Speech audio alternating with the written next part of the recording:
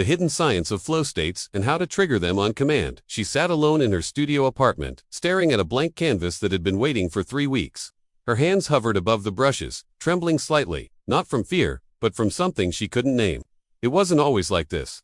There were mornings, years ago, when she'd wake up and paint for 6 hours straight without eating, without checking her phone, without even noticing the sun had moved across the floor. Time would elapse, her thoughts would disappear. And in those moments, she wasn't trying to be good, she just was. But lately, every stroke felt heavy. Every color choice took minutes, and the harder she tried to recreate that feeling, the further it slipped away. She thought maybe she'd lost it forever. What she didn't know, what most of us don't know, is that the state she was chasing has a name.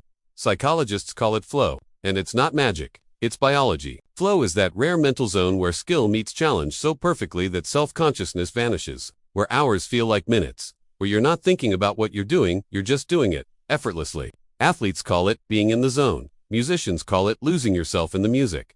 But no matter what you call it, the experience is the same. Total absorption, heightened focus, and a strange sense of control without effort. For decades, researchers thought flow was random, a gift that arrived unexpectedly and left just as fast. But what happened next changed everything. In the late 1990s, a neuroscientist named Arne Dietrich started mapping what happens inside the brain during flow states. And what he found was shocking. During flow, your prefrontal cortex, the part of your brain responsible for self-criticism, doubt, and overthinking, temporarily shuts down. It's called transient hypofrontality. And it's the reason why, in flow, you stop judging yourself. You stop worrying about failure. You stop asking, am I good enough?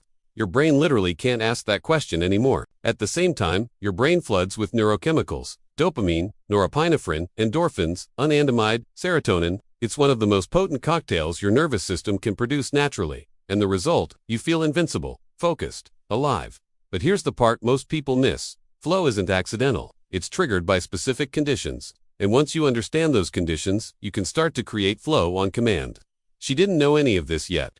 But something inside her was starting to shift. One morning, instead of staring at the blank canvas, she made a small decision. She'd paint for just 10 minutes. No pressure, no outcome, just 10 minutes of movement. She set a timer, picked up a brush, and started. At first, it felt clumsy. Her mind wandered. She thought about emails, groceries, whether she'd locked the door. But somewhere around minute 7, something clicked. Her breathing slowed. Her hand moved faster. And suddenly, she wasn't thinking about painting. She was just painting. The timer buzzed. She ignored it. 2 hours later, she looked up, startled, covered in paint, with 3 new pieces scattered across the floor. She laughed, not because they were perfect, but because she'd forgotten to care. What she stumbled into that morning was the first trigger of flow, a clear goal with immediate feedback. Researchers at the Flow Research Collective have identified over 20 flow triggers, but they all share one thing in common. They pull your attention into the present moment, so completely that distraction becomes impossible. A clear goal means you know exactly what you're trying to do. Not paint something beautiful, but explore this color combination or finish this corner. Immediate feedback means you can see, in real time, whether it's working. Every brushstroke tells you something. Every note you play responds. Every rep you complete gives you data. Your brain loves this. It craves clarity and response. And when it gets both, it stops wandering. But clarity alone isn't enough. There's a second condition, and it's the one most people get wrong. The challenge has to match your skill level almost perfectly. Too easy, and you get bored. Your brain disengages. You scroll your phone mid-task because there's nothing at stake. Too hard, and you get anxious. Your nervous system floods with cortisol. You freeze, procrastinate, or give up.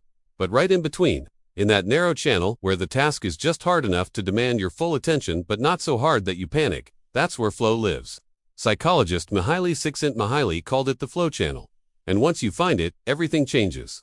She started noticing the pattern. On days when she tried to paint a masterpiece, she'd freeze within minutes. The task felt too big, too vague, too loaded with expectation. But on days when she set a smaller, clearer challenge, paint one face, experiment with shadow, finish this section, she'd lose herself for hours. It wasn't about talent. It wasn't about mood. It was about calibration. She was learning to tune the difficulty dial, not too high, not too low, but right at the edge of her ability. And the more she practiced that calibration, the easier it became to slip into flow. But there was still one thing she couldn't explain. Some days, even with a clear goal and the right challenge level, flow wouldn't come. She'd sit down, ready to work, and nothing. Her mind would stay restless, distracted, heavy. That's when she started paying attention to something else. Her environment. Flow doesn't happen in chaos. Your brain needs a certain kind of space to let go physically. mentally and emotionally. Distractions are the enemy of flow. Every notification, every interruption, every open browser tab is a cognitive tax that pulls you out of the present moment. But it's not just about silence. Studies from Stanford and MIT show that flow states are also influenced by autonomy, risk, and novelty. Autonomy means you feel in control. You're not being micromanaged or forced. You're choosing to engage. Risk means there's something at stake, even if it's small. A deadline, performance, a challenge you're not sure you can meet. And novelty means your brain is encountering something new, a different technique, a fresh perspective, a problem you haven't solved before. When these elements align, your brain stops resisting. It leans in. She started experimenting. She turned off her phone before painting. She set a timer not to limit herself, but to create a container, a ritual that signaled to her brain, this is focus time. She started working in the mornings, when her mind was freshest and the world was still quiet, and she stopped waiting for inspiration. Instead, she showed up, consistently, imperfectly, and trusted that flow would find her. Not every time, but often enough. Somewhere between the failures and the quiet mornings, she found rhythm and peace. What surprised me most wasn't just how a simple habit tracker helped me build consistency around flow practices, but how everything started to feel different once I switched to a system that made progress visible. I wasn't expecting such a clear change, and honestly, I tested it more than a few times before I figured out what really worked. This isn't a promotion, just sharing real results that made a noticeable difference for me. I'll leave the link below if you want to explore what I mean. But flow isn't just about productivity or performance, it's about meaning. Because when you're in flow, you're not performing a task, you're expressing something deeper, a part of yourself that doesn't need words or justification. And that feeling, that sense of alignment between who you are and what you're doing, that's what keeps people coming back. Not because flow makes you better, but because it makes you feel whole. Neuroscientists have found that people who experience flow regularly report higher life satisfaction, lower rates of depression, and a stronger sense of purpose. It's not just a performance hack. It's a psychological anchor. And in a world that constantly pulls us out of ourselves into comparison, distraction, overwhelm, flow is one of the few experiences that brings us back. She realized something one afternoon, standing in front of a finished piece she'd almost abandoned. The painting wasn't perfect. There were mistakes, rough edges, sections she'd probably redo later, but it was hers. And she'd made it in a state of presence, so complete that she couldn't remember half of what she'd done. That was the point. Flow isn't about the outcome, it's about the process. The surrender, the trust that if you show up and align the conditions, something real will emerge. Not because you forced it, but because you allowed it. So how do you trigger flow on command? Start with one thing. A clear, immediate challenge that matches your skill level. Not tomorrow's goal, not the finished product. Just the next step. Then remove distractions. Create space. Give yourself permission to focus without judgment. And show up consistently, not perfectly, but regularly. Because flow doesn't reward perfection. It rewards presence. And the more you practice entering that state, the easier it becomes to find your way back. When she looked in the mirror again, it wasn't her reflection that had changed, it was what she believed about herself.